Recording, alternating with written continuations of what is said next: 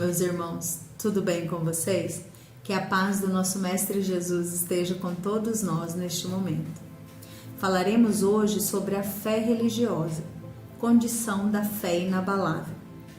Quando falamos de fé, a primeira coisa que nos vem à cabeça é aquela fé em que se crê sem questionar e sem raciocinar sobre o que se diz. Mas quando se apoia em algo que não se pode ser estudado, algo em que se deve acreditar pelo simples fato de alguém dizer que é como é ou de estar escrito em algum lugar, mesmo que aquilo não faça o menor sentido, essa fé se torna frágil e está sujeita a ruir na primeira dificuldade que encontra pelo caminho.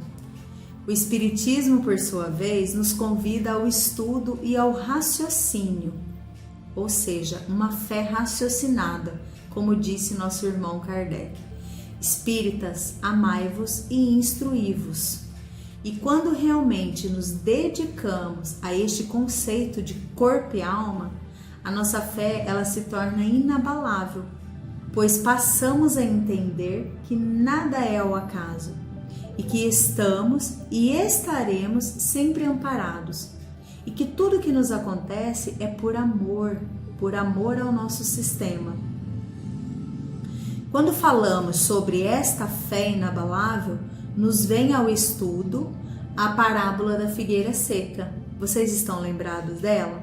Vejam só, então, agora o que o nosso irmão Maurício vai trazer sobre a parábola. Então, nessa parábola, nós lemos assim: quando saíam de Betânia, ele teve fome, e vendo ao longe uma figueira, para ela se encaminhou, para ver se encontrava alguma coisa. Tendo-se, porém, aproximado, só achou folhas, visto não ser tempo de figos. Então disse Jesus à figueira: que ninguém coma de ti fruto algum. O que seus discípulos ouviram. No dia seguinte, ao passarem pela figueira, viram que ela secara totalmente até a raiz. Pedro, lembrando-se do que dissera Jesus, disse: Mestre, olha como secou a figueira que tu amaldiçoastes. Jesus, tomando a palavra, lhe disse: Tende fé em Deus. Digo-vos em verdade, que aquele que disser a essa montanha, tira-te daí e lança-te ao mar, mas sem hesitar no seu coração, crente, ao contrário, firmemente de que tudo o que houveres dito acontecerá, verá que com efeito acontece. Isso está lá em Marcos, no capítulo 11, versículos de 12 a 14 e 20 a 23. Quando lemos essa parábola, algumas coisas nos chamam muito a atenção. Jesus vai até a figueira pois teve fome, mas nada encontrou ali, mesmo sabendo que não era época de figos. Quando lemos isto, pode nos parecer estranho pensar que Jesus quisesse encontrar figos em uma época que as figueiras não produzem. Mas será mesmo que Jesus se enganaria sobre aquela figueira? Será que a fé do Mestre, que mais adiante nos afirma que se tivermos a fé inabalável de dizer a uma montanha para se lançar ao mar, e fizermos isso sem hesitar, veremos que isso acontecerá? Não seria ele capaz de fazer brotar figos em uma figueira fora de época?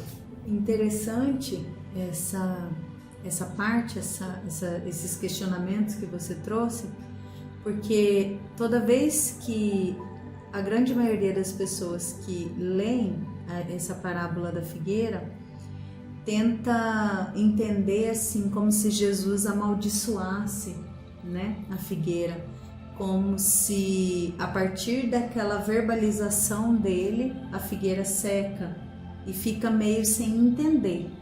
E como que você nos traz para elucidar isso? Então, quando a gente pensa dessa forma, fica realmente meio estranho. Mas e se a gente tentar olhar por um outro lado? Será que essa figueira estaria, ao contrário, se negando a oferecer os frutos àquele que tem fome? como essa parábola, Jesus não queria talvez se referir a todos nós que, tendo a possibilidade de sermos úteis, não somos? E nessa qualidade encontramos-se também os médiuns, aqueles que de uma forma ou de outra servem de intérpretes e de intermediários dos desencarnados para auxiliar e confortar os irmãos que ainda encontram-se presos à carne, encarnados ou não. A estes é dado toda a possibilidade de florescer, de frutificar e saciar a fome de tantos irmãos quanto lhe baterem à porta. Sejamos então a árvore de bons frutos, que independente das dificuldades, do tempo ou da época do ano, possamos frutificar, fazer reluzir e contagiar tantos outros corações com essa fé que a nós já se tornou inabalável. Gratidão a todos pela atenção. Fiquemos com Deus.